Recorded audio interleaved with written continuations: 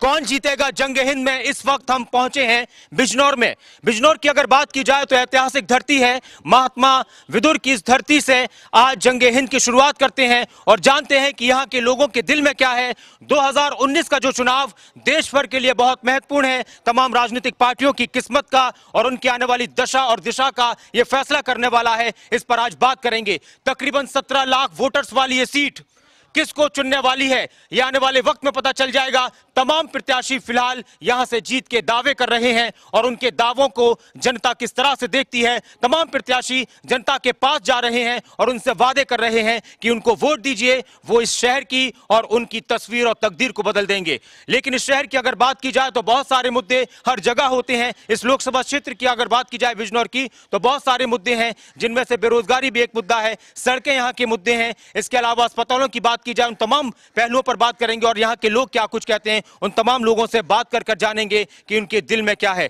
फिलहाल हमारे साथ जो मेहमान जुड़ चुके हैं, जो अपनी पार्टी का यहां पर अपनी पार्टी की बात रखेंगे, उनका परिचय मैं आपसे करा देता हूं। हमारे साथ दिलशाद खान साहब हैं बीएसपी से, हमारे साथ शौकत साहब हैं, हमारे साथ मुनीश त्यागी साहब हैं कांग्रेस से, हमारे साथ शमशाद अंसारी साहब हैं, चेयरपर्सन पति हैं, स्वागत है आपका भी।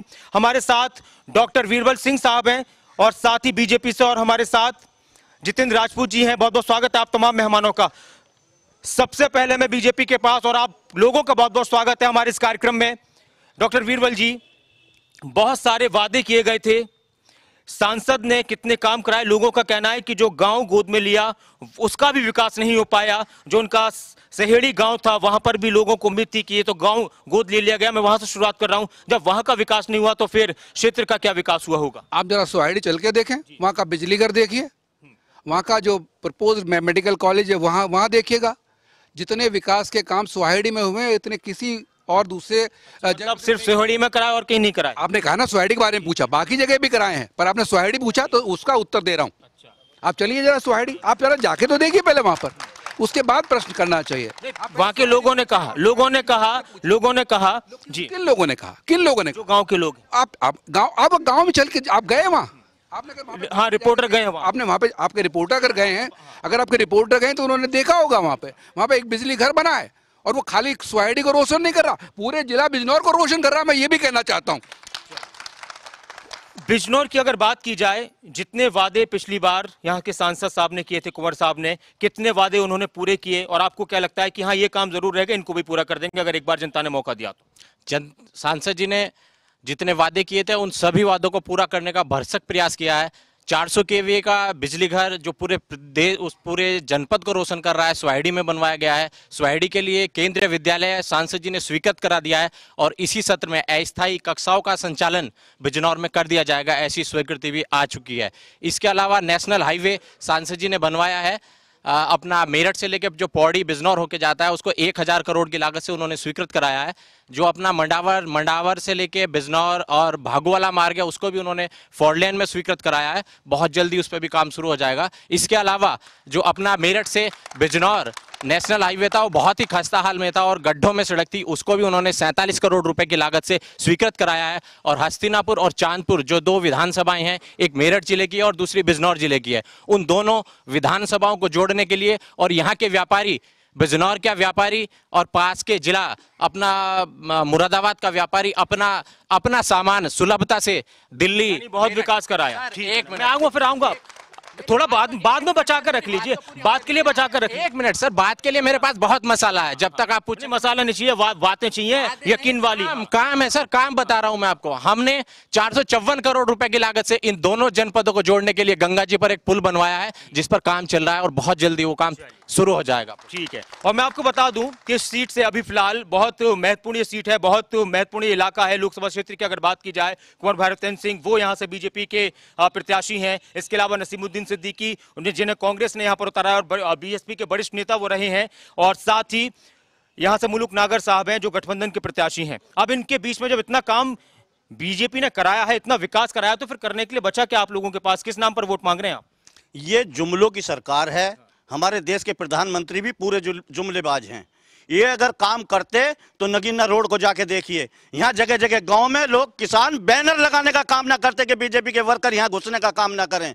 ये अगर काम करते तो इस किसानों पे लाठी चार्ज ना होता। जिस तरह से उन पर लठ बजाने का काम इन लोगों ने किया है, ये सिर्फ झूठ बोलने का काम करते हैं, उसी के ये माहिर हैं, उसी पे चुनाव जीतना चाहते हैं। ये चुनाव 100% हारेंगे और राहुल गांधी देश के प्रधानमंत्री बनेंगे। राहुल गांधी देश के प्रधानमंत्री बनेंगे और आप बनाना चाह रहे हैं अखिलेश यादव साहब को या मायावती जी को, कैसे यकीन कर लें लोग? ये जैसा भी मेरे भाई ने बताया कि इन्होंने गड्ढा मुक्त किया है, दिल्ली रोड है, लेकिन 3 साल तक जो लोगों के कमर में रॉड पड़ गई, झटके लग लग के लोग बेल हो गए, उसके बाद उन्होंने 3 साल के बाद गड्ढा मुक्त किया है, उसको खाली गड्ढा मुक्त किया है। और रही बात उसकी, तो गाँव में फ्लेक्सी बैनर लगे हुए हैं कि यहाँ भारतीय जनता पार्टी के प्रत्याशी का नाम मना है। और एक बात बता दूं, कौन से गांव में, क्योंकि फिर वो मुझे कह देंगे कि गांव में जाकर देखा आपने। आप ईदगाह रोड पे जाइए, ईदगाह रोड पे जाइए, वहाँ पे बैनर लगा हुआ है आज भी। और दूसरी बात मैं बताना चाहता हूँ कि बिजनौर के इतिहास में पहली बार ऐसा हुआ है कि किसानों को दौड़ा दौड़ा कर पीटा गया, लाठीचार्ज की गई है। बीएसपी बहन जी की पार्टी और नसीमुद्दीन सिद्दीकी, बीएसपी का एक बड़ा नाम, वो यहाँ मैदान में है। किस तरह से देखते हैं, क्यों यकीन करें लोग क्यों यकीन करें इस गठबंधन पर? क्योंकि बीजेपी वाले कह रहे हैं कि अगर इनको जिता दिया तो कहीं मसला हो जाएगा, फिर देश को मजबूत सरकार मिलेगी अगर इनको मौका मिल गया तो। सबसे पहले तो मैं सांसद जी के बारे में बात करना चाहूंगा। जब आपने सांसद जी, ये सांसद जी जब से बिजनौर में आया है, इन्होंने फिरका परस्ती फैलाने के अलावा दूसरा काम नहीं करा है। इन्होंने हिंदू मुस्लिम में खाई पैदा कर दी है, हिंदू मुस्लिम में खाई पैदा कर दी है, हिंदू समाज में और मुस्लिम समाज में एक दरार खींच दी है।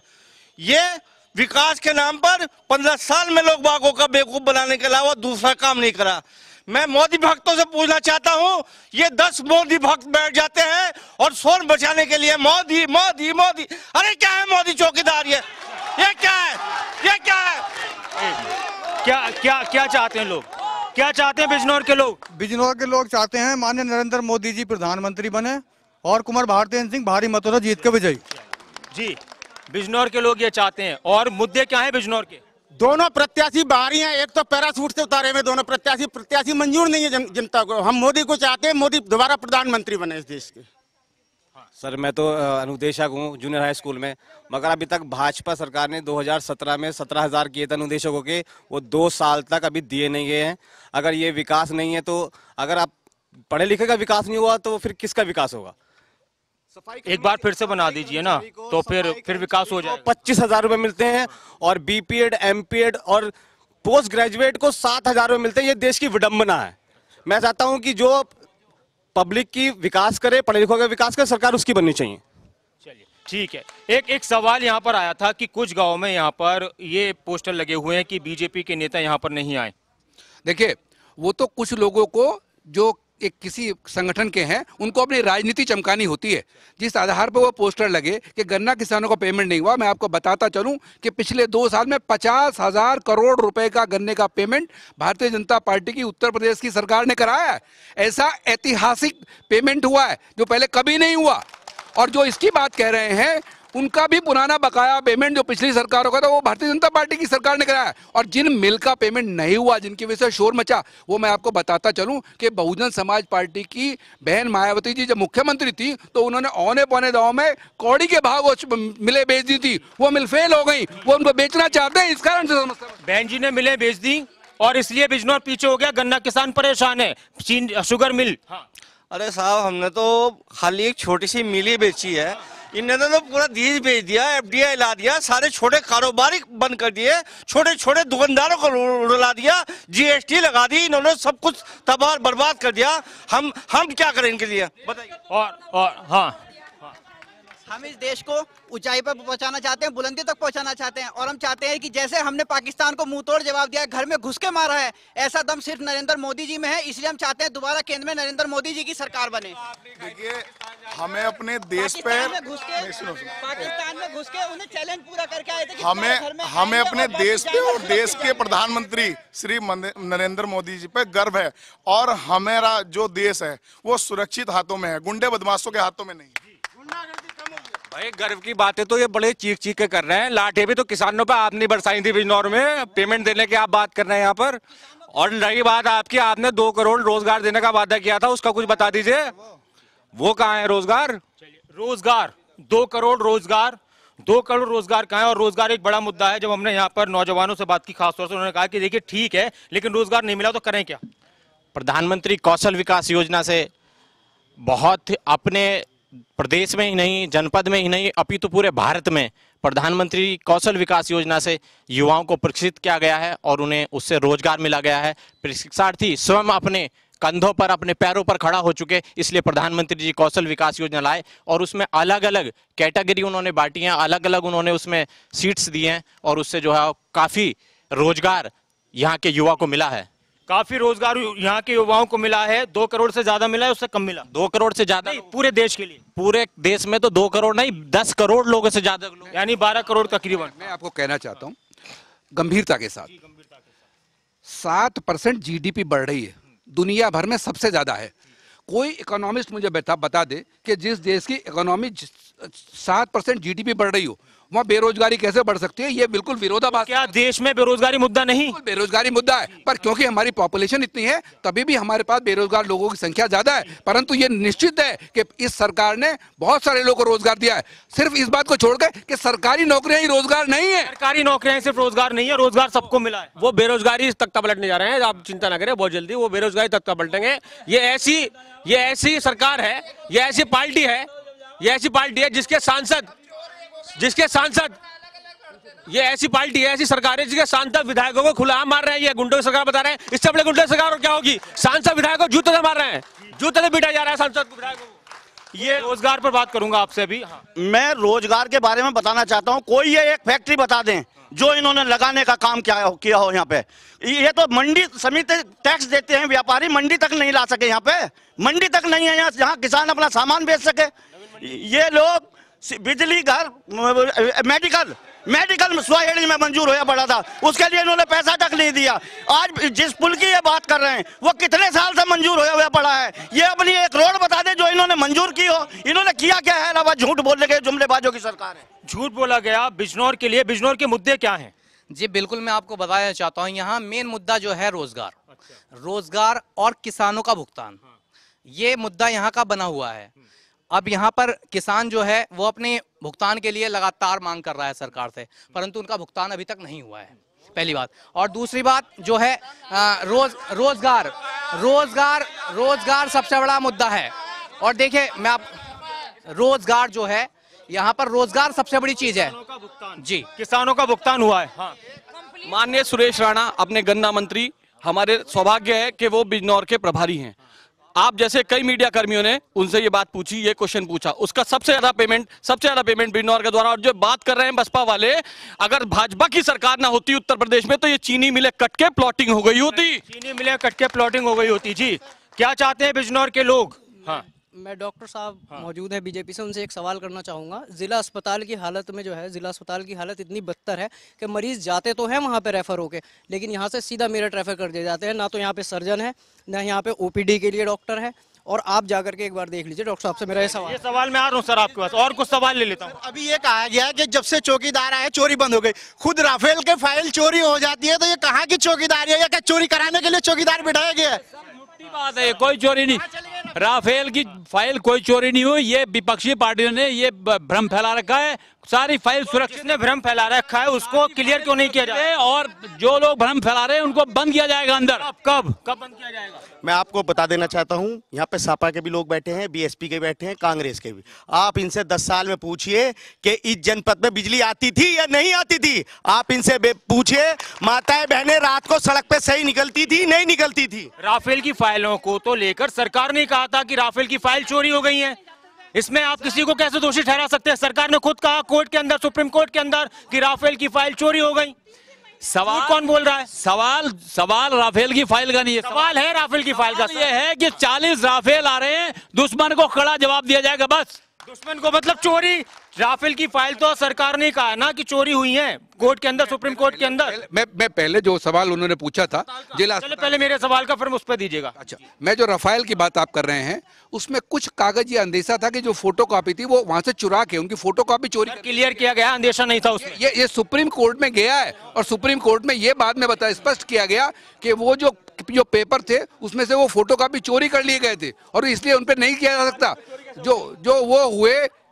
और उसके अतिरिक्त जो सुप्रीम कोर्ट है उसने पूरी की पूरी जो कार्रवाई है उसको उचित ठहराया। हमारा सबसे बड़ा जो न्याय का मंदिर है सुप्रीम कोर्ट, उसने सही ठहराया है। सर, राफेल की फाइल चोरी नहीं कहा, सुप्रीम कोर्ट ने कहा कि हमें मुगालते में रखा गया। नहीं, सुप्रीम कोर्ट ने ये नहीं कहा। सुप्रीम कोर्ट ने ये नहीं कहा। सुप्रीम कोर्ट में पहले ही कहा गया। सुप्रीम कोर्ट ने ये नहीं कहा। आप क्या कहा? तो क्या कहा? अब आप बता दीजिए, आप अपनी बात अपनी सही ठहरा। सुप्रीम कोर्ट ने ये कहा कि जितनी प्रक्रिया थी उसमें कोई कमी नहीं है, बिल्कुल ठीक प्रक्रिया अपनाएगी। अगर राफेल की फाइल चोरी नहीं हो तो दिखा दो, पेश कर दो, दिखा दो। जब चौकीदार के होते हुए चोरी हो गई तो क्या की चौकीदारी है? बताइए क्या की चौकीदारी है? ये अंडानी अंबानी के चौकीदार हैं, इनके होते हुए अगर फाइल चोरी होगी तो ये मूल का क्या होगा इसका? और मैं इनसे पूछना चाहता हूं कि ये कुछ तो बता दो, किसान के लिए बता दो, पिछले साल का पेमेंट करवा दो। तो रहे ना, सबके लिए इतना काम किया है। कोई काम इन्होंने नहीं किया है, झूठ बोलने का काम किया है इन्होंने, जुमलेबाजी का काम किया है इन्होंने। ये भी कह रहे हैं कि अगर बीएसपी की सरकार होती तो सारी प्लॉटिंग हो जाती, सारी मिल, सारी फैक्ट्रियां। आप ये बता दीजिए यहाँ के सांसद ने या माननीय योगी साहब ने या हमारे मोदी साहब ने बिजनौर में ऐसा कौन सा काम कर दिया जहाँ उनका पत्थर लगा हुआ हो? आप एक पत्थर दिखा दीजिए। और हाँ, आप अच्छा, मुद्दे क्या हैं? अच्छा, मैं आ रहा हूँ सर, मैं पहले बिजनौर की बात करता हूँ, फिर देश की आएंगे, क्योंकि जब तक सांसद नहीं बनेंगे तब तक प्रधानमंत्री। बिजनौर के मुद्दे, बिजनौर के लोग क्या चाहते हैं? हाँ, मैंने 1 मिनट, मेरा बहुत संगीन और मतलब जायज आरोप नहीं, जायज क्वेश्चन है मीडिया से। बिल्कुल सबको पता है गठबंधन हुआ है, ठगबंधन हुआ है, सरकारें चली हुई हैं। आपने ऐसा क्यों कर दिया? जो चुनाव बाद होना है आपने 2 प्रत्याशी क्यों बैठा दिए? ये अलग अलग बसपा के और सपा के, इन्हें तो बीजेपी वाले भी तो 2 बैठाए ना, बीजेपी वाले बैठा, इन्हें जोड़ के बैठा देते। बीजेपी को आप एक को हटा दो, कोई दिक्कत नहीं, इन्हें जोड़ के हाथी में नल में साइकिल लगा के बैठा के दिखाओ, साथ बैठेंगे नहीं। इन्हें हंसने दो, इन्हें बोलने दो। और 15 दिन की बात है, अरे 45% मुस्लिम है और 18% दलित है और 18% हमारे जाट समाज के लोग हैं। हम देखते हैं इन्हें तो कोई घास भी नहीं डालने का। सबका वोट नहीं चाहिए, सबका वोट नहीं चाहिए आपको, सबका वोट नहीं चाहिए। ये बीजेपी से खत्म है, सबका वोट नहीं चाहिए गठबंधन, सबका वोट चाहिए। मतलब जाट, दलित और मुस्लिम, बस और कुछ नहीं। अलावा शोर मचाने कुछ नहीं आता है, जमीनी हकीकत सबको पता है। अलावा शोर मचाने कुछ नहीं आता है। रही बात अलग अलग बैठने की, एक मोर्चा बसपा ने संभाल रखा है, एक मोर्चा सपा ने संभाल रखा है। हम सब एक हैं और एक होने के बाद हम एक गठबंधन बता रहे हैं। ऐसा तो नहीं चुनाव के बाद इसी तरह नजर आए, बिल्कुल नहीं। ये गठबंधन लंबा चलेगा, ये गठबंधन 2022 तक चलेगा। उनकी बात का जवाब देना चाहता हूँ। आपने कहा बिजनौर के लिए सरकार ने किया 2 काम बहुत बड़े किए बिजनौर ने, आप सब सुन लो। एक काम तो किया है कि इंटरनेशनल फिल्म यूनिवर्सिटी बिजनौर के अंदर आई, पूरे उत्तर प्रदेश के अंदर। सुनो, दूसरी बात, प्लीज मैं मौका मिलेगा आपको, मौका मिलेगा। दूसरी बात, अरे आपको मौका मिलेगा ना भैया, एक मिनट सुन लो। दूसरा काम यह है कि इस डिस्ट्रिक्ट के लिए एक प्रोडक्ट में कास्ट कला का प्रोडक्ट आया है और हमारे तुम्हारे भाई नगीना के सब उससे लाभान्वित हो रहे हैं। अच्छा, बिजनौर के लिए जो वादे किए जा रहे हैं, जो बातें की जा रही हैं, क्या है बिजनौर के लिए? और बिजनौर के सांसद को आप किस तरह से देखते हैं? पत्रकार कहना चाहता हूँ, ईद का चांद आपने सुना होगा, सांसद जी ईद का चांद है, अभी तक किसी को नजर नहीं आया। जनता से पूछे, आम जनता से, वो बताएगी आपको। यहाँ मोदी भक्त बैठे हैं। क्या सांसद ईद का चांद है यहाँ पर? हाँ भाई, अभी तो पप्पू पे बोलना भी नहीं आया। क्या अलग सवाल पे बोलना नहीं आया मैम? पप्पू पे। कौन पप्पू? राजीव गांधी। मैम वो तो स्वर्गवासी हो गए मैम, आपको ये नहीं मालूम? अभी मैं ये कह रही हूँ कि जो आज गैस घर घर बिक रही है। आप भी चौकीदार हैं? हाँ, मैं भी चौकीदार हूँ। जी, मैं भी चौकीदार हूँ। अच्छा, मैं आपसे पूछूं, महिला सुरक्षा को लेकर बिजनौर की हालत को किस तरह से आप देखती हैं? महिलाओं के लिए कितना काम हुआ? मैं ये सर कहना चाहती हूँ, पहले जब मैं घर से निकलती थी तो रात को ये एरिया में भरत बिहार में ही रहती हूँ, बहुत डर लगता था रिक्शा से निकलते हुए भी। अब रिक्शा वाला भी जो है एक चौकीदार है और हमारे आराम से हमें पहुँचा के जाता है और कहता है कि वोट फॉर मोदी। सब चौकीदार है देश के अंदर। हाँ, एक सवाल ये है, जब मोदी जी को ये कमजोर मानते हैं तो इन लोगों ने गठबंधन क्यों किया? ये सारे चोर इकट्ठे क्यों हो गए? ये बताओ, क्या जरूरत पड़ गई? एक सवाल ये है हमारा कि नोटबंदी के टाइम पे 160-165 लोग मारे गए, उनका जिम्मेदार कौन होगा? वो लोग मरते रहे, लेकिन हमारे प्रधानमंत्री जी को जरा सा भी तरस नहीं आया उनके बारे में। सर एक मिनट उनसे भी और सर एक मिनट, जम्मू कश्मीर में सुनिए, कांग्रेस की सरकार थी, जम्मू कश्मीर में 3.5 लोग मारे गए, तब सो रहे थे क्या? हैं वहाँ पे औरतों के साथ बलात्कार हुए, तब सो रहे थे क्या? आ रहा हूँ, जवाब लूंगा। हाँ, हाँ हाँ जैसे सब कह रहे हैं कि हम भी चौकीदार हैं, हम भी चौकीदार हैं। अगर इस देश के अंदर मोदी जी जैसा चौकीदार है तो इस देश के अंदर बहन कुमारी मायावती जैसी थानेदार की जरूरत है, थानेदार की जरूरत है। और मैं बताना चाहूंगा आपको कि ये जो विकास की बात कर रहे हैं, ये जो विकास की बात कर रहे हैं, इनसे कहो कि हिम्मतपुर बेला और रामसी वाला के अंदर ना तो कोई प्राथमिक विद्यालय है, ना कोई खंबे हैं, ना कोई लाइट है, ना कोई सड़क है। वहां तक सड़क तक की नहीं है। कौन सा हिम्मतपुर बेला और रामसे वाला कहेंगे कि आपने जाकर देखा, विकास की बात कर रहे हैं। वहाँ ना कोई सड़क है, ना वहाँ कोई सड़क है, ना कोई बिजली के खंबे हैं, ना कोई प्राथमिक विद्यालय है। राम साहेब वाला और हिम्मतपुर बेला जो गांव है, वहाँ इनसे पहले तो मैं गया हूँ। वहाँ पे सोलर पंडित दीनदयाल उपाध्याय ग्रामीण ज्योति योजना से सोलर लाइट से, क्योंकि गंगा के उस पार है गाँव, तो हमने वहाँ लाइट, वहाँ पे विद्युतीकरण कराया और सोलर पैनल दिए हुए हमने। आप जाके बात करें, ये बात किसकी कर रहे हैं? हम तो गाड़ी रख के गए नाव पे। मैं कांग्रेस वालों से पूछना चाहता हूं, इन्होंने 2000 में बिजली राजीव गांधी परियोजना के अंतर्गत सिमली कला गांव में तार खिंचवा दिए थे। लोग अब तक उन पर कपड़े सुखाते थे। अब इस सांसद महोदय ने, भारतीय ने वहाँ विद्युतीकरण करवाया और इच्छा वाला में जहाँ अंधेरा परसता था, राम साहेब वाला हिम्मतपुर बेला की बात कर रहे हैं लोग, वहाँ प्रकाश ही प्रकाश है। अब वहाँ पर अंधेरा नहीं है, में नहीं है। वाला के अंदर आज भी प्राथमिक विद्यालय दिन में प्रकाश है।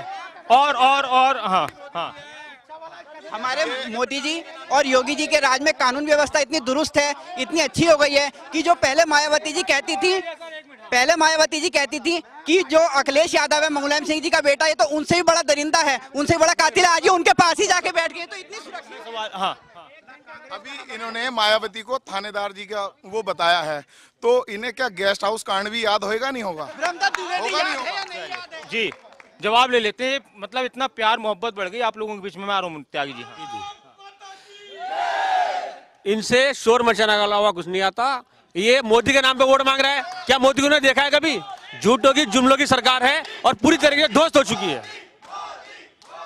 गेस्ट हाउस कांड याद दिला रहे हैं, हालांकि उन्होंने भी, अखिलेश यादव ने भी जिक्र कर दिया। अब इनकी हवा सैंड हो रही है, इनके पसीने छूटे पड़े हैं। गठबंधन कैसे हो गया हो, इनका तो कुछ है नहीं यहाँ पे। नसीमुद्दीन सिद्दीकी बड़ा मसला खराब कर देंगे शायद गठबंधन के। कुछ नहीं करने के साहब, 5 साल से मुस्लिम समाज के लोग और दलित समाज के लोग पिटे बैठे हैं। ये 11 तारीख को क्या गठबंधन को एक मिनट सर, क्या गठबंधन को सिर्फ मुस्लिम और दलितों का वोट चाहिए और किसी का नहीं चाहिए? हमें जो समाज के लोग हैं, पिछड़े हुए लोग हैं, जो गरीब लोग हैं, हमें उनके वोट चाहिए। ये ब्राह्मणवादी मनोवादी लोग हमें नहीं चाहिए। नसीमुद्दीन सिद्दीकी को लेकर लोग ये भी कह रहे हैं कि बाहर के हैं, कैसे यकीन कर लें? देखिए, कोई बाहर का नहीं होता। सब लोग, जो व्यक्ति जहां काम करता है वो वहां का होता है। और दूसरी चीज ये है, पुलवामा हमला हुआ, हमारे देश का प्रधानमंत्री सूट बदलने का काम कर रहे थे और फोटो खिंचवाने का काम कर रहे थे और हमारे सैनिक वहां शहीद हो रहे थे। एक मिनट मैं आ रहा हूँ सर आपको। हाँ देखिए, ऐसा है, भारतीय जनता पार्टी के लोग बैठे हुए हैं। मैं तो इनसे एक ही सवाल करना चाहता हूँ कि आप देश में, अगर देश के विकास की जहां तक बात है, तो मैं बहुत सारे रोड यहाँ जनपद के मुख्यालय से जो जुड़ रहे हैं वो गिना दूंगा, जिसमें, और ईमानदारी से गिनाइएगा ताकि मैं फिर उनसे दमदारी से सवाल कर लूं। बिल्कुल ईमानदारी से गिनाऊंगा। 5 वर्षों से वो पेंडिंग में पड़े हुए हैं और सड़क में एक भी खड्डा नहीं है। कमाल की बात ये, खड्डों में सड़क बनी हुई है दोस्तों। और दूसरी बात ये है कि विकास के नाम, कौन से एक आध रोड का नाम तो बताइए। यहाँ से आप नेटवर्क की तरफ चले जाएंगे तो धामपुर होते हुए ऐसे जाएंगे कि आपका खाना हजम हो जाएगा। यहाँ से लेकर मंडावर चले जाएंगे तो वो भी खराब है, यहाँ से नगीना चले जाएंगे तो वो भी खराब है, यहाँ से बैराज पे से चले जाएंगे वो भी खराब, सारे रोड खराब है। दूसरी बात मैं आपको कह देना चाहता हूँ, दूसरी बात यह है कि ये जो सांप्रदायिकता के नाम पे जो मांग रहे हैं, सांप्रदायिकता फैला करके जो वोट मांग रहे हैं, ये सांप्रदायिकता पार्टी है, सांप्रदायिकता फैलाने वाली पार्टी। ठीक है जी सर। अभी बात आई थी दलितों की कि दलित जो है बीएसपी को वोट देगा और उसको देगा। सुनिए, आज का दलित जागा हुआ है, मायावती के भैके में नहीं आने का है, और दलित जो है बीजेपी को वोट देगा और मोदी जी को बनाएगा। मैं ये कहना चाहता हूँ, भाई साहब ने बोला है कि मतलब ये लोगों के पसीने छूटते हैं। पसीने किसके छूटते हैं? जो लोग मैदान में जाते हैं, मेहनत करते हैं, गरीबों के साथ रहते हैं। इनकी तरह मील और टिकट नहीं बेचते। ठीक है। और मैं किसान परिवार से हूँ।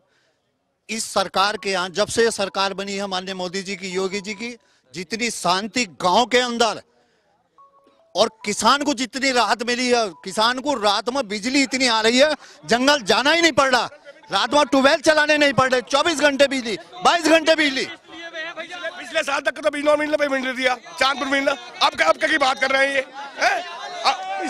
पिछले साल तक का पेमेंट मिला नहीं अब तक। मैं बसपा के दिलशाद भैया से पूछना चाहता हूँ, दिलशाद भाई से पूछना चाहता हूँ कि वो 500 करोड़ जो हमारे हाथियों में लगे हैं वो कहाँ मिलेंगे? 500 करोड़, हाँ बिल्कुल सर।